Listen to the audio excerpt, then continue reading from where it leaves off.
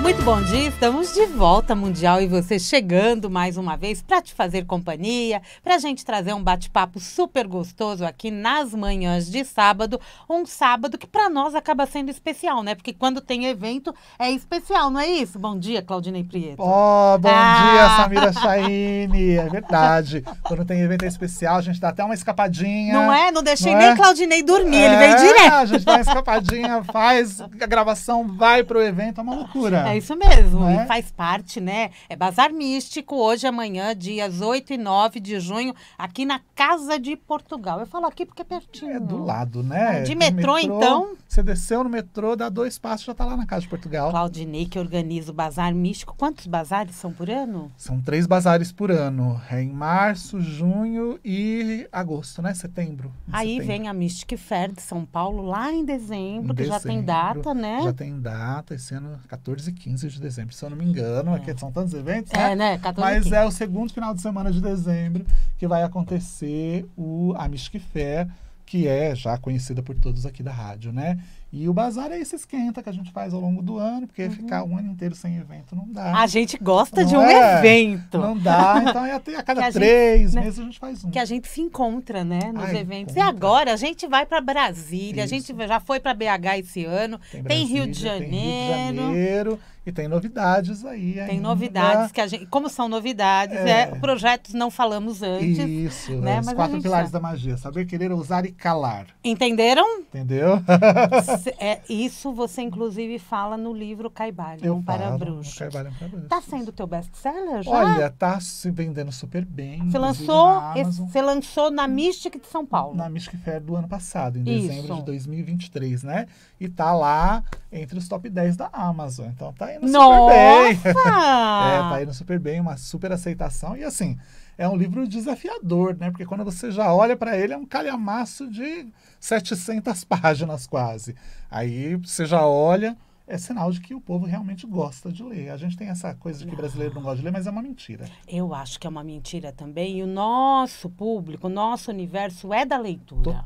Total. As pessoas, os livros se tornam mestres, né, Samira? E esse é um tipo de livro, né, Clau? Que nem eu tô aqui também com o lançamento da Ardani, o Tarô dos Magistas. Lindo que tá aqui, quem tá vendo no vídeo também pode nos acompanhar. É o lançamento da Ardani, Esse é o nosso lançamento. E quando a gente olha para livros nesse estilo, a gente quer ter junto. A gente quer ter perto para fazer consulta. Que nem o Caibalho, a gente vai ler. Eu estou lendo em doses homeopáticas, que é para poder absorver as informações. E a gente faz muita leitura ao mesmo tempo, né, Cláudio? Isso, eu tenho.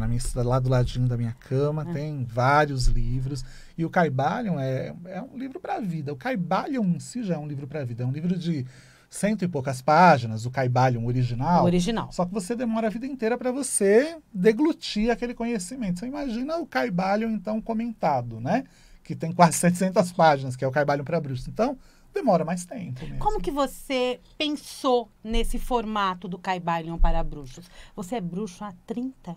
35? Anos. Não, 30 anos. 30 Esse ano anos. vai fazer em setembro, 30 anos. Né? Da Wicca. Da Wicca. Né? E acho que e várias outras tradições de muitas bruxaria. Muitas outras, né? E para quem não sabe, também temos o Museu da Bruxaria, que o Claudinei também fundou, né? Sou curador do museu, foi idealizador. Durante a pandemia, não tinha o que fazer, eu falei, vamos fazer um museu. Como assim não tinha o que fazer?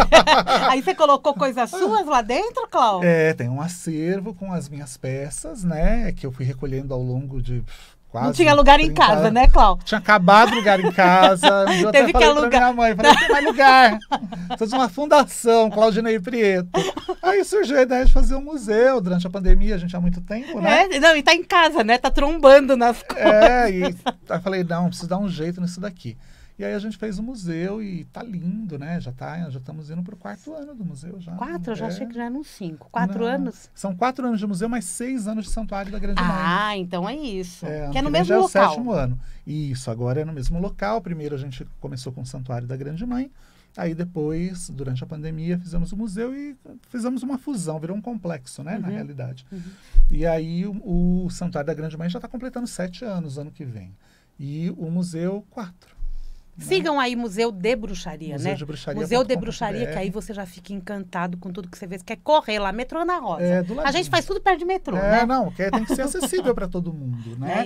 E lá tem o Caibalion para bruxas também, porque tem uma lojinha. E a ideia de escrever o Caibalion, Samira, surgiu das minhas elucubrações, né? Assim, de pensar como é que as pessoas, elas realizam o mundo espiritual, né? Quando a gente começa na Wicca, o que mais chama a atenção das pessoas é feitiços, os rituais, os encantamentos. Mas essa é a parte menos importante da bruxaria. Por trás da bruxaria tem uma filosofia, tem um modo de viver, de entender o mundo, de se relacionar com forças espirituais, não é? De entender o propósito da nossa existência, o que a gente está fazendo aqui, para onde a gente vai. E, sobretudo, como que a gente age no mundo, não é? Porque você tem uma filosofia, você tem um ethos dessa religião que fala de relação com a natureza, respeito com as pessoas, resgate dos valores, da ética e de uma série de coisas. E tudo isso está no Caibalion, né? Porque o Caibalion, ele é um manual para a vida. E o Caibalion é um filho do hermetismo, ou do hermeticismo, como as pessoas quiserem chamar, e que, na realidade, ele traz esses conhecimentos antigos, arcaicos, que estão num outro livro chamado Corpus Hermeticum, né? Que é um livro com muito mais textos e tal, são 47, do qual aproximadamente 14 são os textos principais, e que foram resumidos no Caibalion, em 7 princípios. Se você ler todos o Corpus Hermético, você vai chegar à conclusão de que existem 7 princípios que se repetem ali naqueles textos. Então, os autores do século passado, que esse livro é um livro de 1900 e bolinha, né? Ou seja, é lá do início do século passado, eles decidiram compartilhar esse conhecimento e assinaram esse livro de uma forma críptica, como os 3 iniciados, para ninguém saber quem tinha escrito, mas que, na realidade, é um manual moderno para a prática dos princípios do Corpus Hermético, que são princípios herméticos, filosóficos, e o hermeticismo, ele influenciou a vida do homem, né, do Ocidente, a nossa noção de moral, de bem, de mal, tudo vem do hermetismo. Todo mundo acha que é judaico ou cristão, mas não é, porque o hermetismo, na realidade, no início do cristianismo primitivo, inicial, os textos herméticos eram considerados sagrados pelos cristãos primitivos, como os evangelhos. E Hermes Trismegisto, que seria quem escreveu esses textos, que é uma figura mítica, né, assim como Pitágoras e tal, várias pessoas escreveram sob o nome de Hermes Trismegisto, foi considerado um santo entre os cristãos primitivos. Ah, é? Então, essa nossa noção de mortificação da carne para a evolução da alma, do espírito, é hermética. Então, o hermeticismo está presente em tudo, está presente na nossa sociedade, na nossa forma de pensar o mundo. O hermeticismo está presente no cristianismo primordial, o hermeticismo está presente no muçulmanismo, está presente em todas as coisas, né? Se você pensar que os textos da filosofia, eles foram preservados pelos árabes, olha a influência da filosofia no pensamento muçulmano. E, consequentemente, a gente está falando de um conhecimento que vem do Egito, foi para os gregos e depois para os romanos. Com certeza também está presente nas religiões abraâmicas. Então, com certeza, faz parte do nosso mundo. Aí, com o tempo, pararam de falar sobre isso? Colocaram como se fosse das outras, né, de religiões mesmo, né? Na realidade, o que aconteceu, Samira, é que na época do Iluminismo, né, e do Renascimento, os textos herméticos voltaram a ganhar um interesse muito grande, porque teve um resgate de todas as coisas do passado, da arte do passado, da filosofia das religiões do passado nessa época. E aí o que aconteceu? Alguns pesquisadores começaram a dizer que, na realidade, o hermetismo não era tão antigo quanto se acreditava. Que não tinha vindo dos egípcios, que na realidade era uma invenção grega, e que os romanos tinham adaptado, então que era uma construção, um construto muito mais recente do que se imaginava. E isso fez com que esse conhecimento ele entrasse em declínio, porque esses pesquisadores, numa época que nem tinha metodologia de pesquisa, né, mas eram autoridades, eles começaram a desacreditar esses textos. E aí isso caiu em desuso, né? Só que o que acontece? Aconteceu um fato histórico muito importante. A gente está falando com o historiador, gente. A gente não apresenta o Clau como historiador, mas ele é historiador. É verdade, né? Todo mundo já é bruxo. É o bruxo, não, ele é historiador de formação. E agora está fazendo teologia. Olá, sensacional. Né? E aí o que acontece? Aconteceu um fato muito importante na história da humanidade que mudou o pensamento e a percepção espiritual em vários níveis, que foi a descoberta dos manuscritos do Mar Morto. E quando descobriram os manuscritos do Mar Morto, dentro daqueles vasos de barro, tinham textos herméticos. Textos que faziam parte do corpus hermético. Então aí se revê toda a história e falam, não, então esses textos realmente são mais antigos que os gregos, né? Então não é mentira. Então vamos resgatar tudo isso e há um renascimento do interesse no hermetismo. Então aí todas as tradições modernas e contemporâneas de pensamento esotérico, né, vão beber dessa fonte hermética, e a mais importante delas é a Golden Dawn, a Aurora Dourada, que foi fundada em 1888, que chamava-se, né, Ordem Hermética da Golden Dawn, que traz novamente esses conhecimentos, e aí esses conhecimentos herméticos eles começam a influenciar toda a magia contemporânea e moderna. Então, que sensacional, hein? É daí que vem tudo isso. Então, por isso que era muito importante compartilhar o Kybalion, e sob a perspectiva da bruxaria, porque é a minha área, né? Porque muita gente lê aquilo ali e não entende, né? Fala, nossa, é difícil de entender esses textos. E aí eu falei, não, dá pra gente fazer um Kybalion com um guia de interpretação e também de luz, né? De colocar esses textos à luz da bruxaria moderna. Então, como é que nós, na nossa religião, na Wicca ou na bruxaria moderna, no paganismo de uma forma geral, podemos interpretar aqueles princípios? Porque, na realidade, os princípios do Kybalion, que são 7, eles podem ser interpretados em níveis espirituais ou não. Se a gente parar aqui para pensar, a gente vai conseguir dissecar esse ambiente nesses 7 princípios herméticos, que é o mentalismo, a correspondência, enfim, são 7 princípios que a gente entende a humanidade e o mundo, né? Então, eles estão presentes na bruxaria, mas podem estar presentes em qualquer religião. Em qualquer lugar. E em qualquer lugar. Eles, inclusive, nos auxiliam a entender melhor a vida, a nossa relação com o mundo, com a existência, como é que a gente pode utilizar, né, o nosso pensamento, o poder da nossa mente, essa coisa que hoje se fala tanto do segredo, né, que a mente ela determina as coisas na nossa vida, estão presentes desde sempre nesses textos primitivos, que inclusive consideram a grande força primordial que conspirou para que tudo existisse, que nos textos herméticos se leva o nome de Telemeu, se leva o nome de Nus, tem várias nomenclaturas que são usadas, mas é a grande mente universal, né? Que é uma mente que criou todas as coisas. Sim. E aí você tem o segundo princípio da correspondência, como acima é abaixo. Então, se existe uma grande mente universal que cria todas as coisas, existe uma mente abaixo no mundo humano que cria. Então, qual é essa mente? É a nossa mente, né? E aí você vai entendendo, tem o princípio do ritmo, do gênero, são vários princípios que vão fazendo com que você entenda melhor a vida e se entenda melhor. E olhando para o livro, que não precisa ser só para bruxos, quem não é bruxo, todos. Quem não é pagão, vai entender, vai trazer um pouco uma luz do que significa, porque tem dúvidas mesmo. Isso. A maioria acha muito complexo. E é, né? Aí quando vem algo já mais explicativo e a gente entende que a gente faz parte disso... Isso. Dá uma luz Dá mesmo, uma luz. clareia. E ali eu também falo desses princípios em uma perspectiva também científica. Então, não é só sobre bruxaria, né? Porque, na realidade, a ciência também faz parte da bruxaria, porque faz parte de tudo. Com certeza. Então, a gente, nesse livro, eu tentei explicar esses princípios fazendo paralelos com as descobertas da ciência. Mas ele não tem a intenção de... fazer com que esses princípios eles sejam comprovados à luz da ciência, não é isso. Mas é para estabelecer um paralelo para a gente saber aonde esses princípios convergem com a ciência e aonde eles divergem. Porque aí a gente sabe aonde começa a espiritualidade e aonde ela termina. Porque elas conversam com a gente. Exato, exatamente. Né? Então, e a gente já vibra nesses princípios. Total. E não presta atenção porque não tem o conhecimento. Total. E às vezes tem o conhecimento e nem olha para aquilo. E você sabe que colocar esses princípios na nossa vida torna a vida mais fácil.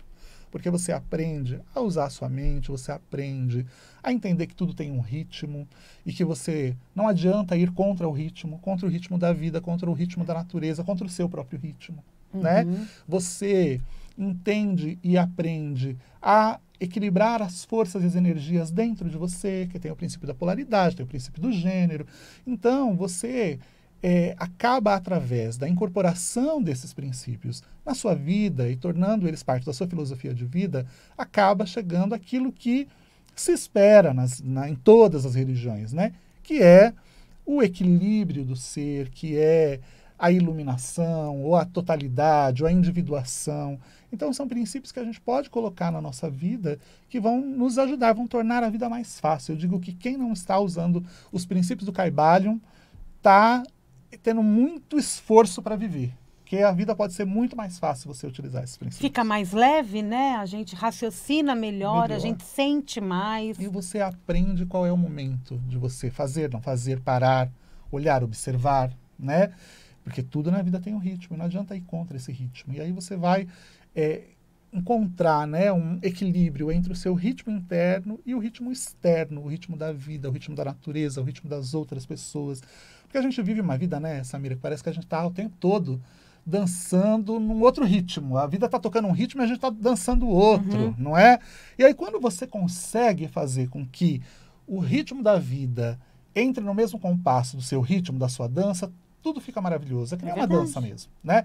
Você prospera, você alcança seus objetivos, você se torna mais feliz, né? Você se torna mais equilibrado, mais harmonizado, encontra amor, felicidade, oportunidades, a sorte sorrir para você. A gente faz a magia fazer parte da vida da gente, não é isso? Porque, na realidade, o que é fazer a magia acontecer, que é produzir milagres na nossa vida? É estar em perfeita unidade e equilíbrio com a sua mente, né, com o seu poder mental, com o seu lado emocional e o seu lado divino. Então são três partes da gente que são planos, né? O plano mental, o nosso plano emocional e o nosso plano divino, eles precisam estar em perfeito alinhamento e em perfeito equilíbrio. Quando isso acontece, tudo flui. Que aí a gente realiza, não é? Tudo dá certo. A gente faz a vida seguir em frente, é mais importante. Quando que você entrou para a Wicca, Cláudia? Nossa! A gente falou em 30, mas você teve alguma virada de chave que falou, eu vou conhecer, ou simplesmente a vida te levou? Você já estava nos princípios herméticos sem perceber? Na realidade, eu venho de uma família conectada com a espiritualidade, estudei muito espiritualidade desde muito cedo. Ganhei meu primeiro tarô com 10 anos, fiz meu primeiro curso de tarô com 12 anos. Mas era esotérico, assim, era uma pessoa que não tinha uma espiritualidade definida. Eu sorvia um pouco de todas as coisas. Mas tinha como religião as religiões de matriz africana. Então era a minha base, né? Porque eu venho de uma família que sempre praticou essa espiritualidade. Mas, como toda pessoa de religião de matriz africana, você acaba dançando com outras formas de espiritualidade, você flerta, né, com outras formas de espiritualidade. E aí, isso prosseguiu na minha vida até que eu fiz 16 anos, que foi 16 para 17 anos, foi quando eu conheci os meus primeiros iniciadores, e que me mostraram, me falaram de Wicca. Eu não sabia que isso existia, o que era Wicca, ninguém falava disso no Brasil, né, não tinha internet, não tinha nada do que a gente tem hoje. E foi assim que eu conheci a bruxaria. E aí entrei nesse mundo, nesse universo, me iniciei, depois me iniciei em diversas outras tradições, e tá agora em setembro, dia 22 de setembro desse ano, completa 30 anos. Ó, merece celebração. Né? São 3 décadas, são 3 dias, nem 3 meses. E foram 3 décadas que, na verdade, você foi se desenvolvendo, você se iniciou em várias em outras tradições, né? E, na verdade, você hoje representa o Wicca. De uma forma ou outra, eu represento, todo iniciado representa a sua religião. É que eu acabei ganhando uma visibilidade muito grande dentro desse universo por causa do livro Wicca, a Religião da Deusa, que foi o primeiro livro de Wicca publicado no Brasil, de verdade, por um brasileiro. A gente tinha outros livros, mas de autores internacionais. O Wicca, a Religião da Deusa, foi a primeira obra escrita por um brasileiro compartilhando experiências da prática dessa religião, que é da Europa no Brasil. Então, as pessoas, elas, quando leram aquilo, elas falaram, nossa, então dá para praticar isso, né? Não é tão complexo. Não é tão complexo, eu posso usar as ervas daqui, eu posso me conectar com o ritmo da natureza daqui, com o tempo daqui, né? E as pessoas se identificaram com essa leitura, e foi isso que fez com que a Wicca tivesse esse boom, que criou realmente o movimento pagão, neopagão do Brasil. Isso realmente foi a partir do finalzinho da década de 90, né, 99, início dos anos 2000, foi quando saiu o livro Wicca, a Religião da Deusa, que as pessoas, através desse livro, tiveram uma base para essa prática e criou esse fenômeno, e outras coisas parecidas da mesma família vieram atrás, né? Com certeza. Então, aí a gente volta para os livros, né? Olha a importância de um livro para poder divulgar não só o autor, mas também um tema, né? E a gente está falando aqui da Wicca, que é uma religião que cresce. Esse fenômeno no Brasil, né? Que se tornou... Uma religião jovem, né? Super jovem, é uma religião que ainda não tem 100 anos, né? Mas que em menos de 100 anos ela conseguiu a notoriedade mundial que ela tem. Você imagina que... Olha que loucura, eu estava outro dia no meu podcast fazendo esse paralelo com o Flávio, né? Que é um iniciado meu e que é mestre em ciência da religião. E a gente estava fazendo um comparativo do tempo que as religiões levaram para se tornar o que elas são. Então, olha os milênios que o catolicismo demorou para se tornar o que ele é. Né? O movimento evangélico há centenas de anos, o budismo, né? A religião muçulmana, demorou muito tempo para se estabelecer. A Wicca, em 70 anos, a gente pode dizer assim, porque ainda falta quase 20 anos para ela, quase 30 anos, na realidade, para ela completar 100 anos, ela se tornou esse fenômeno religioso mundial, que hoje discute, senta junto com essas grandes religiões do mundo. Então, olha que fenômeno, né? É que você participa, inclusive, de grupos ecumênicos, né? Grupos ecumênicos, e participo aqui do Fórum Interreligioso, né? Da Secretaria da Justiça e Cidadania do Estado de São Paulo, que é o primeiro fórum interreligioso do governo. Então, ele é promovido e chancelado pelo governo do Estado de São Paulo. Foi o primeiro fórum no Brasil. E tem uma cadeira lá. Então, assim, olha que coisa, né? É super importante, né? Porque é uma voz, né? Está sendo ouvido... porque é uma religião minoritária. No meio de outras religiões que têm o seu lugar, né, na sociedade. E a gente vai buscando esse lugar. E é muito engraçado, assim, pensar, né? Samira, eu estava outro dia vendo as pesquisas religiosas, e aí a gente sabe que um pouquinho mais da metade da população brasileira é católica. Em torno de 34% da população é evangélica hoje do Brasil. Aí você tem as religiões minoritárias, mas antes das religiões minoritárias você tem 10% de ateus. Olha só, a Wicca, ela representa em torno de 2% da população brasileira. Você tem mais ateu do que praticante de Wicca, do que budista, que, inclusive, o próprio budismo, apesar de ser um movimento que tem mais visibilidade que a Wicca, tem menos adeptos que a Wicca. Os Hare Krishnas, por exemplo, são mais visíveis do que a Wicca, mas têm menos adeptos do que o número de praticantes de Wicca. Então, assim, olha que loucura, né? A gente pensar num país, como é importante que as religiões minoritárias, elas sentem ao lado dessas outras religiões para discutir, para aprender, para trocar. E no fórum são 131 religiões representadas, se eu não me engano. Tem bastante. Então, tem muitas religiões. A gente pensar que no Brasil você tem 131 ou mais, com certeza, práticas religiosas. Dizem que no mundo são 6.000 religiões espalhadas por aí. E imagina as religiões individuais, então, né? Que surgem a partir das percepções das pessoas, ou de grupos pequenos que você compartilha. Que podem até, para algumas pessoas, soar como se fossem seitas, mas que muitas vezes não são, mas são, né, grupos que vão se dividindo a partir dessas religiões que criam outras formas. É verdade. É incrível, né? Primeiro bloco está terminando. Olha, conversa boa. Conversa boa, né? Tá que nem teu podcast. Não é? Flui, podcast. Seu podcast, peraí, vamos aproveitar esse final. Vamos situar. Na Vibe Mundial, você está toda... Quarta-feira, às 16 horas. Horário novo, tá, gente? Quarta-feira, 16 horas, antes do Mundial e você. Isso. E aí, na sequência, às 5 horas, 5h10, 5h15, né? Mas na faixa dos 5... Depende do bate-papo na recepção. a gente tá com o podcast Oculto, aonde nessa temporada eu tô recebendo praticantes de ocultismo, bruxaria, magia, pra gente debater um pouquinho o pensamento mágico religioso. Porque ele gosta de debater, até na mesa de um café, não é? Ai, mas é tão bom, né, gente? Né? É como a gente tá aqui agora. É gostoso Muito poder bom. pensar, né? Poder pensar a existência, a espiritualidade, ouvir o outro, aprender. E quando a gente ouve, a gente debate, Total. com isso a gente vai aprendendo e vai moldando também os nossos pensamentos. Isso, a gente se que é o torna importante, diferente não a é? partir da percepção do outro. É. Né? Sábado, a partir das 10 da manhã, Bazar Místico. Hoje, sábado hoje. Sábado hoje, é verdade. Porque é sábado e domingo, né, gente? Então tem amanhã também. Estamos lá, na Casa de Portugal, Avenida da Liberdade, número 602, do ladinho do metrô Japão Liberdade. Estamos com o Bazar Místico, que está com uma programação incrível, grandes nomes com a gente. Inclusive, amanhã, domingo, às 17 horas, tem uma palestra da Monja Coen com o lançamento do novo livro dela. Sensacional. Né? Que tá incrível, tá lindo. Então, se você gosta da Monja, vai lá, vai hoje, dá um pulinho, porque até às 8 horas tem muita feira. Sim, hoje né? tem muita gente legal palestrando muita também. Muita gente bacana, inclusive o Dr. Bactéria tá hoje com a gente. Dr. Bactéria vai estar às 15 horas, aí 15 teremos horas. Val Capelli às 16. Isso. Antes tem Marcelo tanta gente. Schmidt, Daniela Pires lançando também um livro. Isso, Edu Parmigiani. Né? Tá, o dia tá bem movimentado. Bem gostoso. E aí amanhã temos esse presente pra gente, não é? Carmen Ballesteiro. Que é o lançamento da Monja.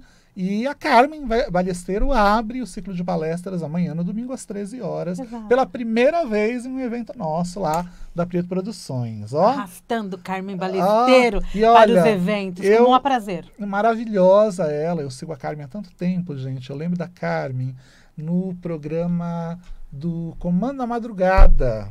Do Goulart de Andrade. Que ela fez uma peregrinação com o Goulart nos Estados Unidos para mostrar o movimento da nova era que estava surgindo. E que, inclusive, ela esteve com o Goulart, se eu não me engano, tá? Se não, né, salvo ledo engano, no momento em que a Shirley MacLaine esteve com o Gasparetto.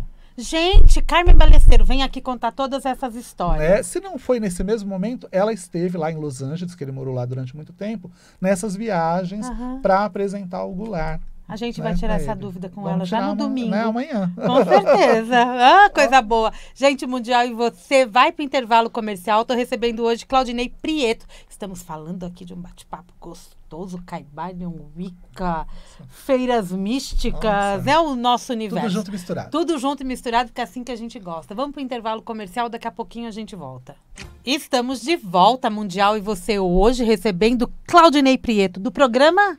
Encontro Sagrado. Parou para pensar, hein? É podcast oculto. Eu já tive espiritualidade urbana. Cara. Via Mística também, o podcast. Olha, é bastante coisa. E são tantos nomes, né? Talk místico, papo místico. Na Astral TV também tem o Toque Místico. Então, místico. Encontro Sagrado aqui na Vibe Mundial. Toda quarta-feira, às 16 horas. Isso, e você tá me devendo uma entrevista lá no Talk Místico, hein?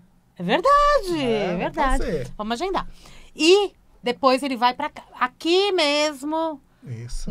No mesmo andar, tem o estúdio Vibecast, que é o estúdio de podcast da Vibe Mundial. Você não sabia? Agora você tem. Isso. Claro que nos ajudou a estruturar. Padrinho. Foi abrir um projeto piloto ali para testar legal, tudo, né? Tá com um pessoal bacana, legal. E é uma coisa tão assim, né, Samira? Que todo mundo pode ter o seu podcast. É verdade. E todo mundo pode vir aqui gravar aqui no Vibecast, que é no mesmo andar, aqui no complexo da rádio, da Vibe Mundial.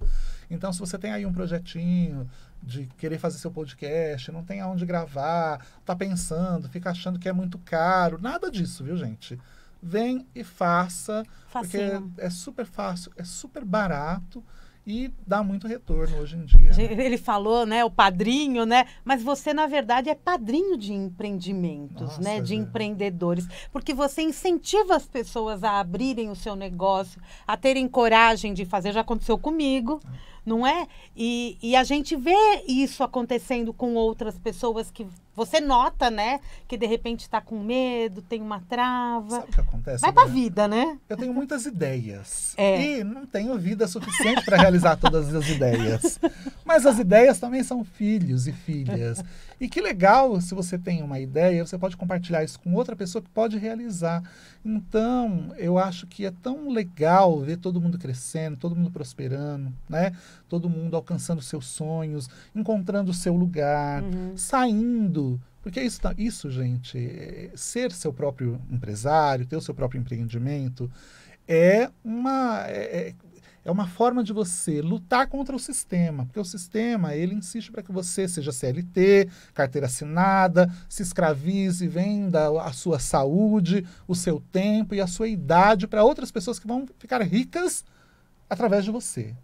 E você mudar esse pensamento, que é você ser o seu próprio patrão, você ser o seu próprio empreendedor, é transgressor.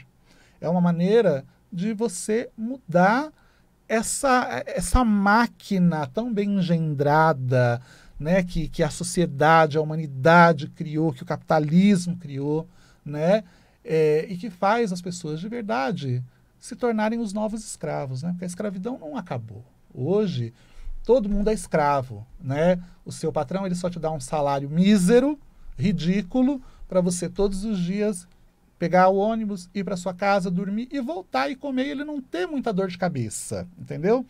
Então, a escravidão só mudou de nome. A escravidão é o capitalismo e o sistema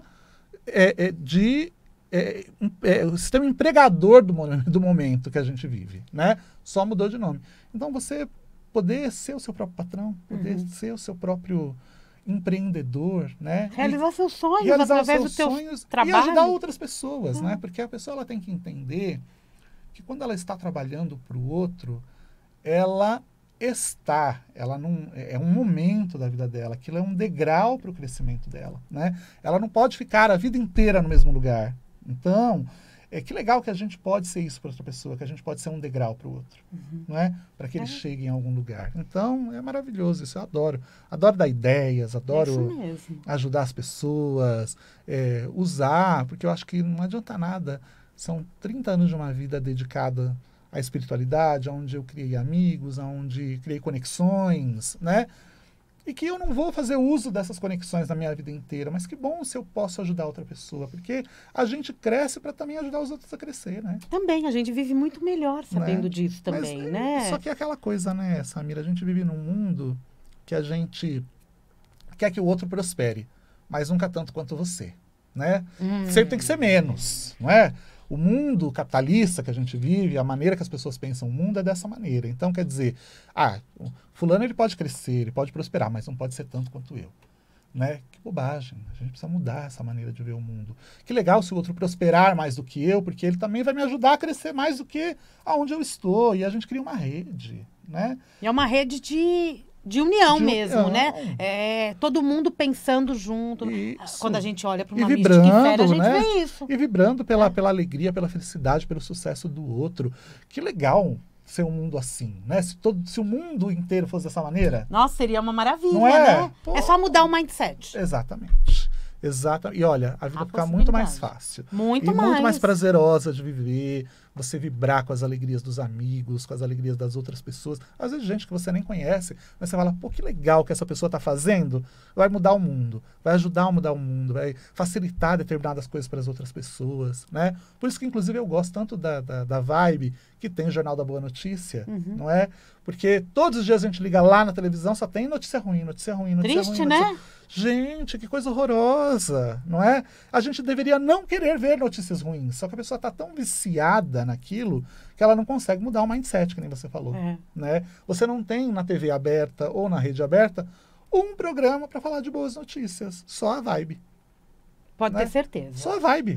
Só a vibe tem esse jornal. Porque por aí é só espreme e sai sangue. Que coisa horrorosa. E as pessoas ficam concentradas ali naquela imagem e não percebem o que está acontecendo dentro da casa delas. Ficam hipnotizadas. É uma hipnose. E ficam hipnotizadas e olha só o que você está trazendo energeticamente para dentro da sua casa. Porque aquelas imagens que você vê, aquele áudio que você ouve, aquilo tem uma vibração energética. Você está trazendo aquilo para dentro da sua casa. E as crianças que você está expondo a essas situações que vão ver toda essa violência que está acontecendo no mundo de uma forma normal, não como algo anormal, né? Algo fora da curva. Então, esse tipo de programas que estão na televisão só fazem com que a gente crie uma sociedade mais violenta. É verdade. Né? Então, triste, né? É horrível. É hora de mudar isso, né, gente? Pega um livro e vai ler. Isso mesmo. Desliga a TV. Aliás, na minha liga casa... na vibe direto, 24 Outro dia eu tive horas. que chamar lá a companhia de televisão para mudar o cartão, porque fazia mais 6 meses que eu não ligava a televisão. Nossa! Mais 6 meses que eu não ligava a televisão, não funcionava mais o cartão. A TV não funcionava. Que loucura, né? Louco. E isso acontece mesmo. Né, você e a tá gente vendo estava outras falando ainda coisas. agora, né? Falou assim, nossa, falando de artista e tal. Tem muitos que a gente nem sabe mais quem Isso. é. E hoje, olha que maravilha que a gente vive nesse mundo da internet, né, Samira? Você tem a possibilidade de ter um algoritmo que vai te... Em alguns termos é ruim, mas se a gente pensar pela forma positiva, ele vai entregar aquilo que você gosta de ver. Então, se você vê coisas legais, positivas, bacanas, boas notícias, aquele algoritmo vai só entregar aquilo. É a verdadeira lei da atração. Não é? Literalmente. Ou então você pode determinar o que você quer ver. Né? Você pode programar o seu celular, o seu computador, para mostrar apenas o que você quer ver. Eu, por Porque exemplo, você pode escolher, pode né? escolher. Os temas. Eu, por exemplo, lá, os jornais que são automáticos, né, no meu computador, eu programei para me mostrar sempre notícias conectadas com espiritualidade, astrologia, tarô, magia, viagens, entendeu? Então, quando eu abro, não vejo nada de ruim, né? Só vejo coisas legais. Então, isso vai mudando a frequência da gente, né? Vai mudando a vibração. Porque atinge, né? A gente é Total, muito visual também. Total. E a mente da gente, né? Ela não faz um reconhecimento naquilo que a gente está lendo, que está vendo, que está ouvindo e que é artificial para o que é real. Então, cara, se você puder ir programando a sua mente com coisas boas, coisas positivas, é muito melhor. Com certeza. Né? Olha a quantidade de gente que vive hoje com síndrome do pânico, não sai, não dirige, sai na rua assustado. Depois da Covid, então, tem gente que até hoje está em casa. Está de máscara na rua. Eu olho e falo, com aquela cara de assustada, né? Aquela cara... E não é porque está se protegendo de uma gripe, não, é porque está assustada mesmo. Está assustado, você vê na cara da pessoa. A gente conhece pessoas. Né? Que ficou assustada com esse discurso, com esse terrorismo que se colocou. Claro, acho que durante a pandemia era importante a gente se proteger, mas estamos num momento mais tranquilo, né? Então, de melhorar a frequência. De mudar a frequência. Então, cara, viver num mundo onde você está assustado, que viver é uma ameaça, quando deveria ser um êxtase, não é legal, né? Se você está vibrando nisso, que está nos ouvindo, cara, vai lá, já procura amanhã um psicólogo para tentar ir mudando isso e se reprogramando, porque você viver com medo não é legal, não é bom, não é positivo. A gente tem que viver com alegria. E a gente quer que você viva muito. Com certeza. Não. Isso não significa fazer vistas grossas para a realidade do mundo. Não. Para a violência do mundo, para as coisas. Mas a gente tem que viver, a gente tem que enfrentar essas coisas, né, Samira? Então, a gente não pode viver amedrontado como um cachorrinho, né? Ali que foi ferido e, não vou fazer nada, não vou sair daqui. Até porque você não sair não vai te proteger de nada. Porque o bandido vai entrar na sua casa também, entendeu? Porque você está nessa vibração também. Né? Então vamos viver. Vamos viver. Né? Vamos ler tarô, então. Vamos ler tarô. Vamos ler tarô. Uma carta de tarô boa aí para você ver todo dia, vai mudando a sua frequência. Vai mudar, é verdade, né? Exato. Claudinei tem no celular dele um aplicativo que ele, qualquer coisa ele fica... Vamos tirar uma carta de tarô. Vamos perguntar pro tarô. Isso. E assim vai. Esse livro, Tarô dos Magistas, é o lançamento da editora Ardani, vai estar também no bazar. Isso. Esse aqui, capa dura, lindo. Me fala um pouquinho desse tarô aqui. O Oswald Wirth, ele foi um dos grandes pensadores do tarô do século passado. Ele, em 1889, criou o tarô dele, o primeiro tarô, que levou o nome de tarô Oswald Wirth, e criou esse tarô com o auxílio e a ajuda de um grande magista do século passado chamado Stanislas de Gaeta, que foi o grande mestre do Oswald Wirth, né? E o Stanislas, ele era discípulo de um magista muito famoso, que é o Eliphas Levi, que foi quem decodificou a relação dos arcanos do tarô com as 22 letras hebraicas. Só que o Levi, ele não desenhou seu próprio tarô, ele só deu nos livros dele, sobretudo Dogma e Ritual de Alta Magia, que é um livro muito importante, dicas de como seriam os arcanos originais, né, de tarô. E aí, porque os tarôs desenhados até então, de acordo com a visão do Eliphas Levi, eles tinham sido distorcidos na sua simbologia. E aí o Stanislas, junto com o Oswald Wirth, eles decidem criar esse tarô, esse primeiro tarô, que é o primeiro tarô esotérico da humanidade. Que é o primeiro tarô que, inclusive, coloca as cartas, cada carta, com a sua letra hebraica ao lado. Foi o primeiro tarô que surgiu dessa maneira. E foi o tarô que iniciou esse pensamento mais esotérico, de reflexão, filosófico, em cima do tarô. Tirou ele da esfera do tarô adivinhatório e colocou o tarô em uma perspectiva simbólica e filosófica. E esse livro, pasmem, gente, foi escrito em 1889 e nunca foi publicado no Brasil. Olha só. Nossa. Com a quantidade de livros que a gente tem, ele talvez é um dos livros históricos mais importantes sobre tarô. Mas o tarô nós já tínhamos. O tarô nós já tínhamos. Aqui, na realidade, a primeira impressão do tarô no Brasil é pela Noblet, que foi o tarô do Oswald Wirth, que eu trouxe as duas versões. A versão de 1889 e a versão de 1926, que esse tarô tem duas versões. Ele redesenha. Então é recente também. É recente. Nunca foi publicado aqui, foi publicado lá fora. O livro também foi publicado lá fora, nos Estados Unidos. Originalmente ele é francês, foi publicado na Itália, na Espanha, mas no Brasil nunca foi publicado um livro tão importante. E era uma coisa que estava no meu radar há muito tempo, né? Maravilhoso. E eu nunca consegui vender a ideia de publicação desse livro para as editoras que eu tive parceria e até sociedade.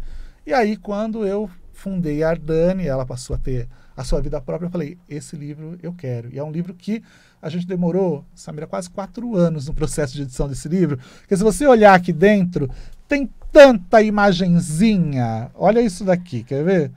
No meio dos negócios, olha isso. Ah, é verdade. Então, foi um livro que foi cotejado, deu muito trabalho para fazer. E com certeza a edição mais linda do mundo desse livro é a da editora Ardani. E tá lindo mesmo. Tá muito bonito. Tá digno, tá lindo, tá colorido. Do Oswald Wirth e do Stanislas, que são meus dois, né? Stanislas, meu grande querido da magia, e o Oswald Wirth também, pela sua engenhosidade, né?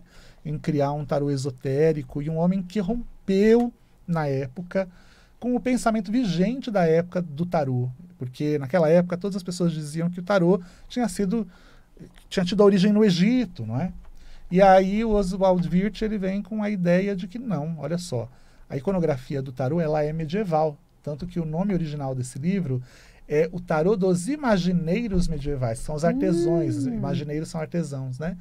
Pessoas que criam arte. E aí ele rompe com essa... que na realidade na época era uma verdade para todo mundo, não tinha sido descoberto nem a Pedra de Roseta ainda, então imagina. Aí quando descobriram a Pedra Roseta tudo mudou, né? Viram que não tinha tarô nenhum no Egito. E que ele realmente estava certo, porque toda a simbologia do tarô ela é medieval, não é egípcia. Nossa, sensacional, né? E é legal porque esse livro no final tem recapitulando. Isso. Né? Tem um resumo e a recapitulação de tudo que você leu antes. E o prefácio da edição brasileira, ele é eu que assinei esse prefácio, e o texto de quarta capa do Ney Naif. Então, parabéns, tá lindo. Né? É uma obra de respeito. É uma obra de respeito. Se você joga tarô, não pode deixar de ler esse livro. Eu acho que todo tarólogo precisa. Mesmo que não jogue, né? Eu, por exemplo, não jogo. Conheço as cartas, tal, mas sou apaixonada pelo tarô. E aprende muito, porque aí esse livro de tarô não é só um livro para você jogar tarô. Aliás, ele não ensina a jogar tarô. Não. Ele fala da arte, ele fala da influência, da simbologia, das cores, da influência da alquimia, do hermetismo, da cabala, né? No tarô. Então, é um aprendizado para a vida. Para a gente ver o quanto o tarô tem mais a dizer do que apenas a leitura de cartas. E a pessoa só fica preocupada se vai achar o amor da vida, né? Para tirar uma carta para saber se vai achar o grande amor. Assim, Nossa, né? Eu acho um desrespeito com o tarô.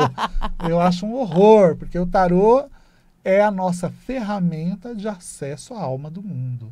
Você vai perguntar para a alma do mundo, você vai encontrar uma pessoa para casar? Ou se a vizinha faz fofoca com o seu nome, por favor, né? É um desrespeito.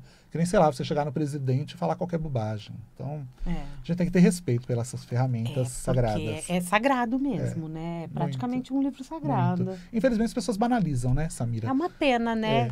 Segunda-feira, a Tânia Agora esteve comigo. Olha! E me falou do Oráculo da Bruxa Natural. E ela vai palestrar no domingo, às 15 horas, no Bazar. Também é uma... É o lançamento da Noblé Gardani. Da Noblé. Isso, que a Noblé um selo. É a nossa divisão para baralhos, né? Lindo, baralhos né? oraculares. E ficou lindo esse oráculo. O oráculo tá muito bonito e a apresentação também tá linda. Tá mesmo. Né?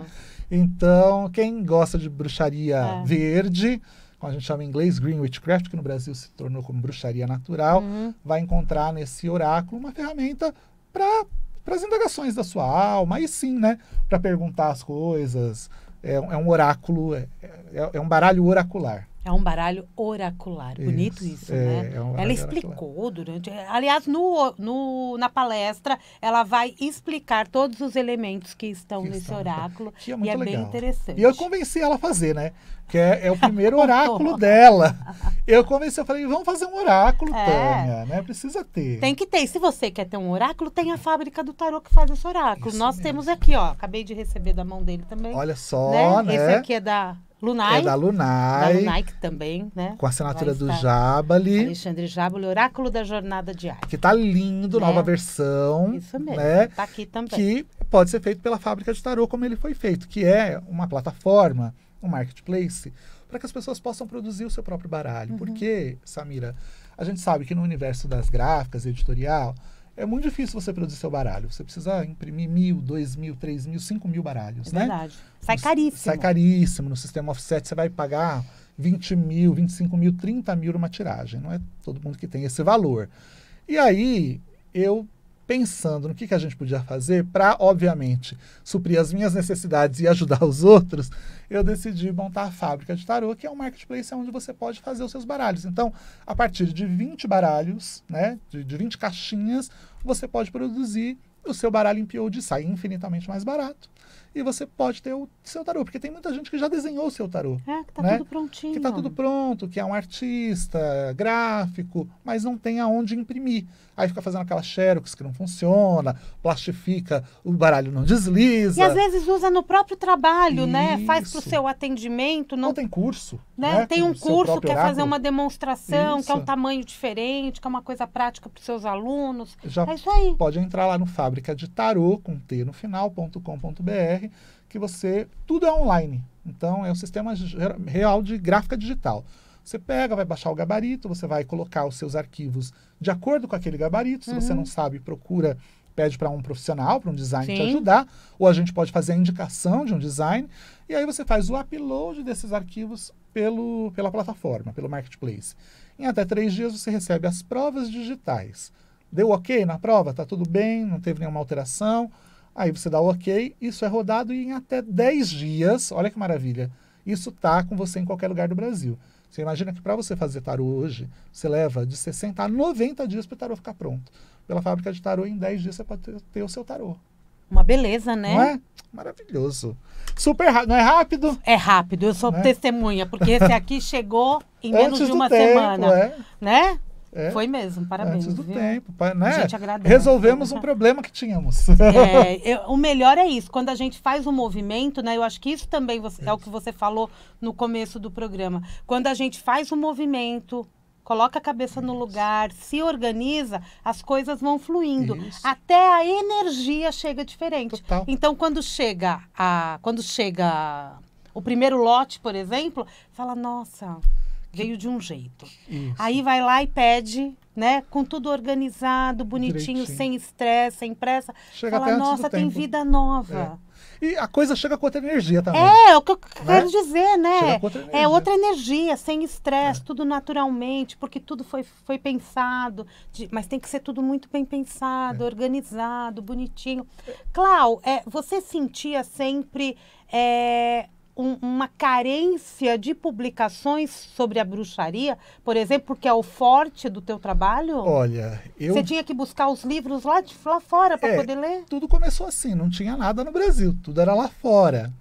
Aí no finalzinho da década de 90, início dos anos 2000, a Heloísa Galves, que era dona da rede Além da Lenda, ela surgiu com o selo Gaia Além da Lenda, que foi a minha primeira editora que me publicou.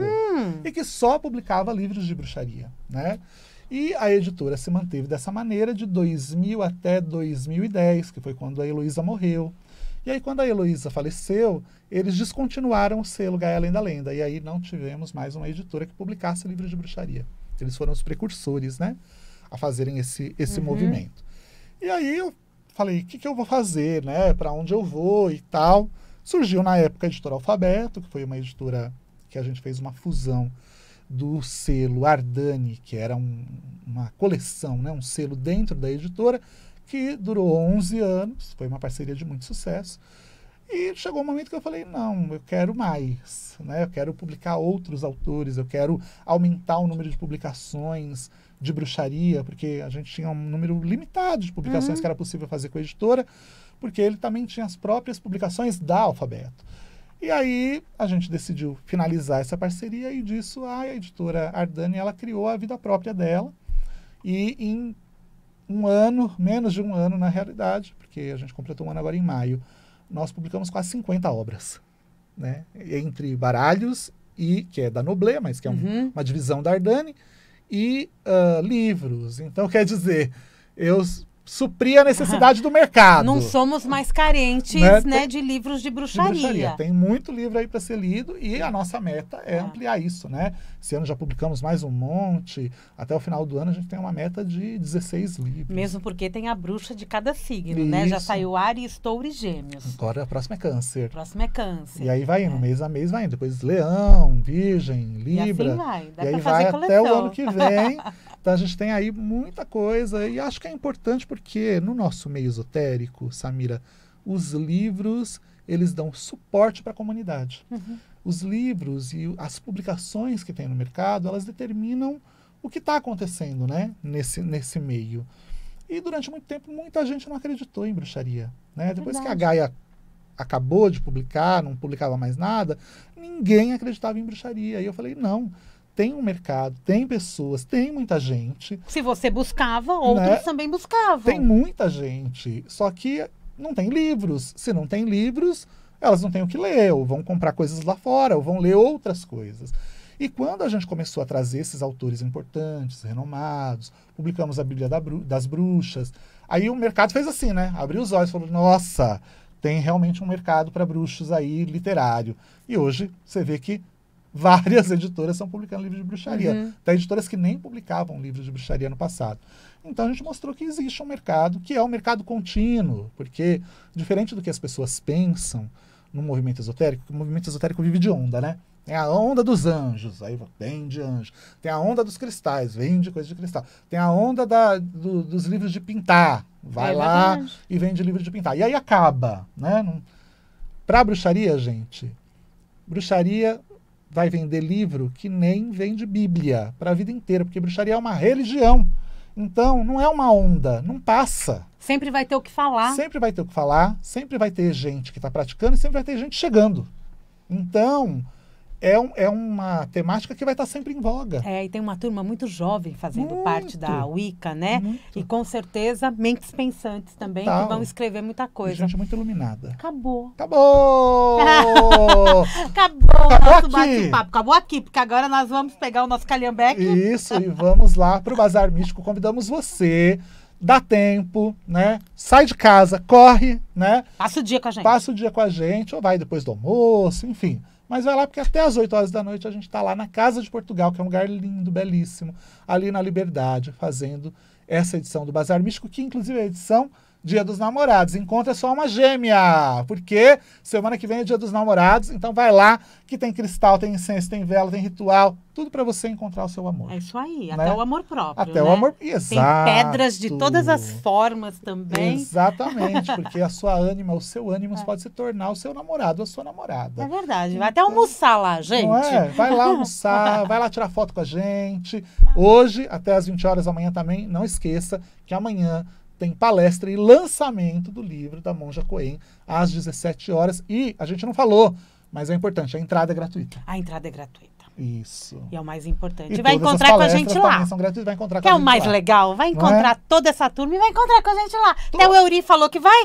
O Lindinho, vai. Vou ter o prazer de ter você. E vários comunicadores da Vibe que não estão palestrando dessa vez, mas que estão por lá também passando. Já avisaram que vão. Já tem um monte lá. Vem pro bazar. Todos nós. Obrigada, Cláudia. Obrigado, meu amor. Sucesso pra você.